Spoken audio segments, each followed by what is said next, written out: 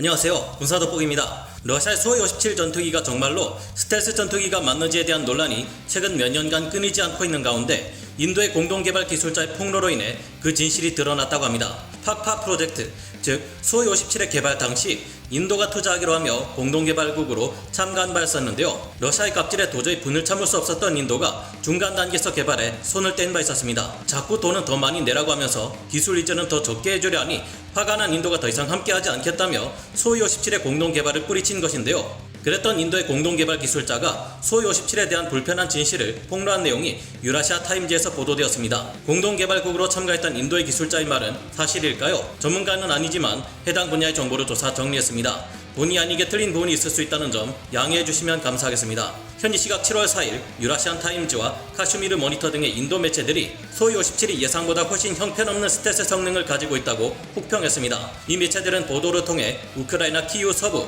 지토미르 지역에서 수-57 전투기가 비행하는 동영상이 인터넷에 올라온 적이 있다. 당시 이 영상의 진위를 놓고 온갖 추측들이 난무했다. 하지만 수-57은 이번 전쟁 내내 우크라이나군 방어망 안으로 들어간 적이 없다라고 전했습니다. 이 매체들은 러시아가 4대의 수-57 전투기가 우크라이나 방어망을 식별하고 파괴하고 있다 주장하고 있지만 실상은 다르다. 수-57은 전장에서 최소한의 역할만 수행할 수 있는 전투기일 뿐이라고 가차없이 혹평했습니다. 수-57이 실제 우크라이나군 방어망으로 침투하지 않고 있는 것은 사실입니다. 타스통신의 보도에서는 수-57은 현재 우크라이나 방공 시스템 사정거리 밖에서 운용되고 있다며 러시아 영공의 안전 범위 내에서 작동하고 우크라이나 목표물에만 스탠드오프 미사일을 발사하고 있다고 합니다. 자신들 스스로 수-57이 스텔스 성능을 활용하지 못하고 있다고 밝힌 셈인데요. 유라시안 타임즈는 러시아 수-57 전투기가 우크라이나 방공망 내 지토밀에서 비행한 것이 사실이라면 이것은 러시아 최초의 스텔스기이자 F-22와 F-35를 능가하는 유일한 5세대 전투기의 역할을 할 수 있을 것이라 밝혔습니다. 수-57이 F-22,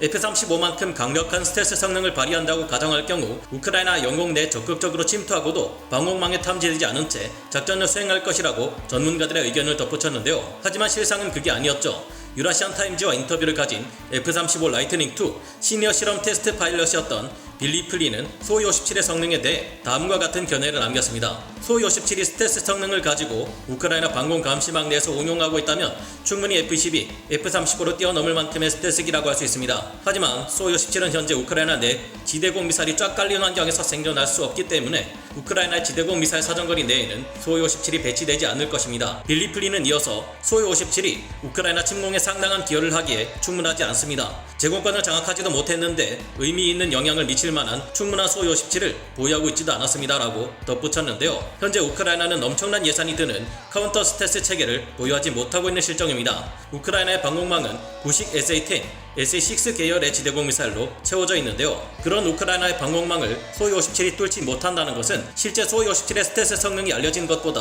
훨씬 뒤떨어지기 때문이라 의심하기 충분한데요. 군사 초강대국, 전세계 군사력 2위로 평가되어 왔던 러시아 최신의 5세대 전투기 스펙까지 뻥이었던 것이 탄로나고 있으니 실망입니다. 우리가 본 영화에 나오는 수-57의 스펙은 이렇지 않았는데 이번 인도 관계자의 수-57 인터뷰를 보기 전에 탑건 매버릭을 봤으니 다행이라는 생각이 드는데요. 이번에 나온 영화 탑건 매버릭에서 무시무시한 적 전투기로 등장한 5세대 전투기 수-57 펠런, 아마 우리 구독자분들이라면 영화 속 적기의 모양만 보고도 수-57이라고 바로 느끼셨을 겁니다. 영화에서 수-57은 감히 미 해군의 F-28EF 슈퍼호넷 전투기로는 상대할 수 없는 압도적인 존재로 그려집니다. 영화 막바지에 나오는 수-57 전투기가 F-28F 슈퍼호넷 전투기의 AIM-9X 사이드와인더 미사일을 피하며 보여준 화려한 풀비트 기동은 그야말로 감탄을 불러일으키는 멋진 장면이었죠. 그럼 이 장면은 사실일까요? 일단 이 장면부터가 거짓말일 가능성이 높습니다. 풀비트 기동이 가능하려면 F-22처럼 추력 편향 노즐을 가지고 있어야만 하기 때문인데요. 풀비트 기동은 적에게 뒤를 잡혀 추격당하는 상황에서 속도를 급격히 줄여서 이를 따라오던 적 전투기가 미처 속도를 줄이지 못하고 자신을 지나치게 만드는 전술 기동 중 하나입니다.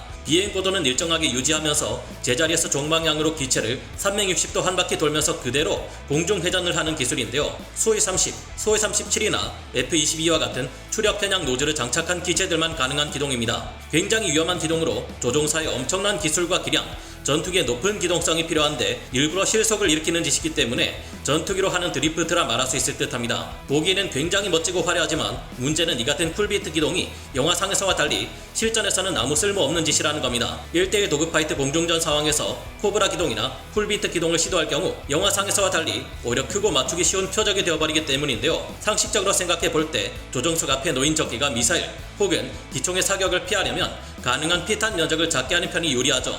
그런데 갑자기 앞서가는 적 전투기가 쿨비트 기동을 위해 기술을 들어올릴 경우 피탄 면적이 갑자기 굉장히 커집니다. 실전에서는 이렇게 할 경우 AIM-9X 공대공 미사일은 피할 수 있을지 모르지만 바로 뒤따라오는 적의 기총 공격이나 2차 공대공 미사일의 공격에 노출됩니다. 게다가 이 쿨비트 기동에 성공하여 뒤따라오던 적기를 지나치게 함으로써 오히려 그 적의 뒤를 잡아 상황을 반전시키는 데 성공한다 해도 문제는 있습니다. 쿨비트 기동을 끝낸 직후의 전투기는 이미 속도와 기동성을 크게 잃고 무방비 상태가 되어버리는데 이때 적의 윙맨이 뒤에서 다가와 공격을 가할 수 있습니다. 실제로도 2008년 미국에서 열렸던 다국적 연합항공훈련인 레드플래그에서는 미 공군의 F-15C 전투기와 인도 공군의 소위 30 MKI 전투기가 모의 공중전을 벌였는데 사후 강평에서 미 공군 조종사들은 인도 공군의 조종사들에게 이런 평을 남겼다고 합니다. 다 좋은데 인도 공군 조종사들은 이런 류의 실속 후 기동에 너무 집착해서 그거 하려다가 자꾸 죽는다.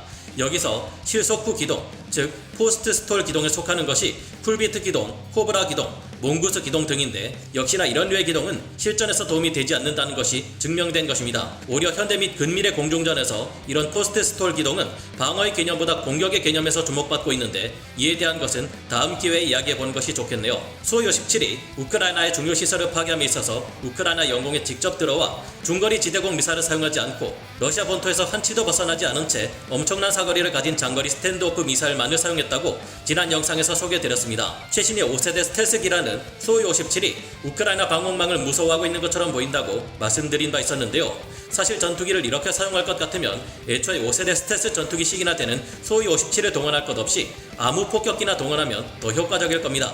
이번 우크라이나 러시아 전쟁으로 인해 러시아제 무기들의 뻥 스펙이 드러나고 있으며 미군 무기와의 성능이 상상을 초월할 만큼 차이가 나고 있어 현지 미국 장성들도 놀라고 있다는 설이 있습니다. 서구 세계와 맞서는 동구권의 최강자 러시아의 무기들이 이 정도 스펙이라면 그런 러시아 무기를 무단으로 베껴 만든 중국제 무기들은 얼마나 더 허접한 성능을 가지고 있을까 하는 호기심이 생겨납니다. 비가 오면 중국의 전투기는 뜨지 못한다는 중국 공군 정비사의 말은 아무래도 거짓이 아닌 것 같은데요. 이런 무기들로 대만을 침공할 야욕을 계속 가지게 된다면 미국산 장비를 두르게 될 대만 병력에게 쉴 틈 없이 터져나가지 않을까라는 생각을 가지게 되어봅니다. 아무래도 더 이상 수-57 펠런을 강력한 5세대 스텔스 전투기라고 보는 국가는 없을 텐데 이 덕분에 서구권의 무기를 구매하기 어려운 중동 등의 국가들이 한국산 전투기 KF-21의 잠재 고객이 될 가능성도 더욱 커진 것 같습니다. 이로 인해 상대적으로 가격도 저렴하고 스펙도 좋은 우리 한국 무기들이 전세계 방산 시장을 휩쓸 것도 기대가 되네요. 오늘 군사 돋보기 여기서 마치고요. 다음 시간에 다시 돌아오겠습니다. 감사합니다. 영상을 재밌게 보셨다면 구독, 좋아요,